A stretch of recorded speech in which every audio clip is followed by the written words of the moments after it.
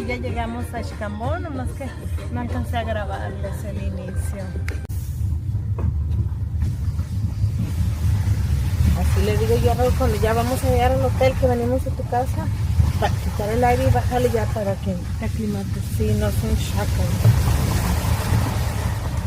Uy, el aguasalto. Mira aquí a tu izquierda hay una pirámide también. Te está dando como está aquí, mirarle las alergias. Aquí atrás también. Uy, no, a mí me salen también así, ¿no? Yo no sabía que era alergia, entonces sí es dermatitis. Ahora sí llegamos. Kikita. A ver, quiero ver.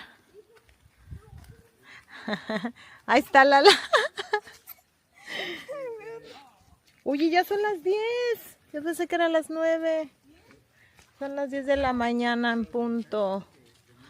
Y aquí ya vamos. Está solito. Xcambo.